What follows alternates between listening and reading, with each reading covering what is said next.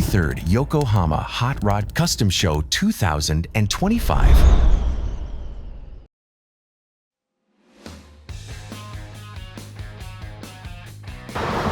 Hello everybody, welcome to Martinez, California. You're visiting Vintage Dreams, and this is my 1946 Harley-Davidson two-timer.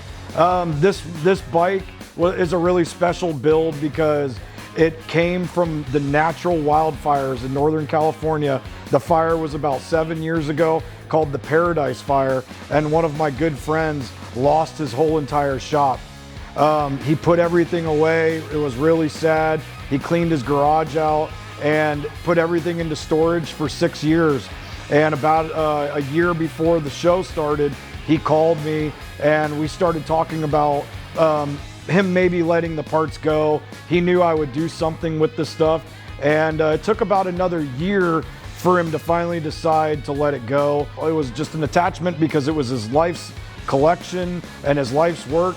And as we can understand, you know, it means a lot to us. So when he finally let it go, I had no idea the magnitude of what I was about to do with the stuff, but we hit the ground running, and I really wanted to show what we do at the shop here, which is engine case repair, motor building, machining, and custom complete builds. We started with a really hard project. It was quite the challenge, but we really wanted to show this bike and see it done. So I took all of the burnt parts from the fire and welded, for my front wheel, I welded 2 burnt hubs together and made a double star hub out of it, and narrowed wide glide front end out of the burnt trees and burnt frame. And we just cut up a bunch of stuff that was kind of burnt from the fire, junk, and we turned it into, gave it a new life.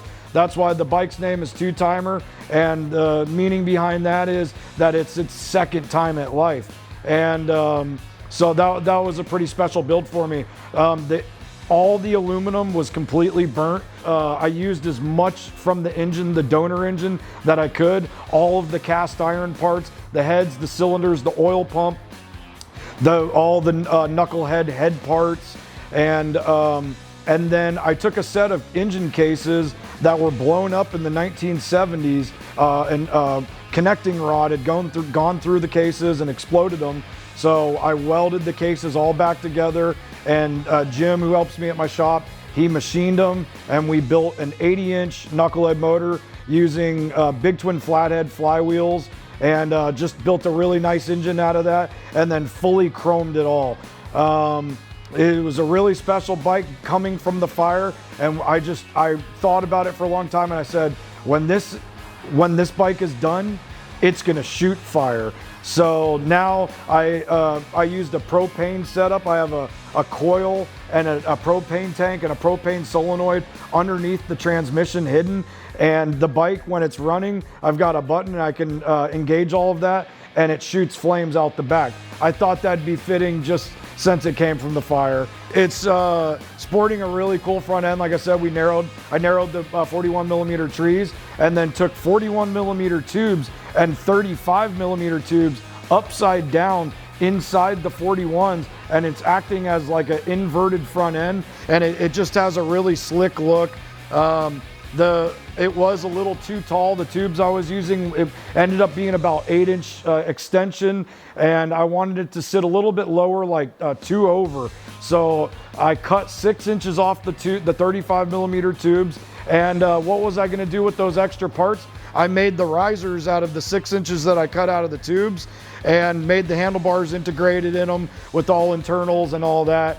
And while I was at it, I had a really cool idea. Was just messing with an old British Wassel tank, and thought, how cool would it be to see this tank upside down? So I took the tank, flipped it upside down, and then I cut it and narrowed it all and made this custom gas tank out of it. The bike was a absolute great deal of work. There's nothing that hasn't been custom made on this bike. Everything is completely one of a kind.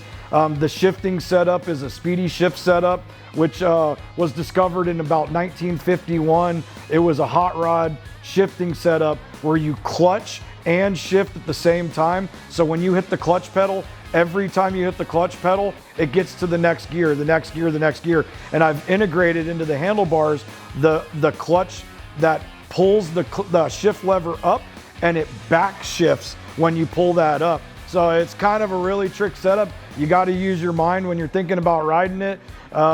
It's just really unique. I used every piece that I cut up and made different pieces out of those pieces. And in the end, I also built one bike that was from the fire that I resurrected as kind of just a burnt bike. And my friend, when he saw what I did with all this stuff, because I fixed a lot of the frames, a lot of the front ends, and used a lot of the parts, and we've continued to use a lot of the parts in our shop as we're building bikes, to the stuff that it would allow us to use. And when I showed my friend what I had done and built those two bikes, this bike and the burnt bike, he was just blown away. And he told me, "You don't know what this is doing for my healing process." He was so sad about losing his life's work that just to see the light at the end of the tunnel and the new flame coming into the builds, you know, the new builds, it really meant a lot to him, and it really made him happy. So it was really cool to see this full circle. We brought the bike to Born Free, and it had such a great response from my fellow builders and all my peers. It really felt great to be able to tell the story and share this bike with you guys. So now leading on, we're going to be heading to Moon Eyes in Yokohama, and we can't wait to share the bike. 33rd Yokohama Hot Rod Customs Show 2025. Come on and join the fun. See you there.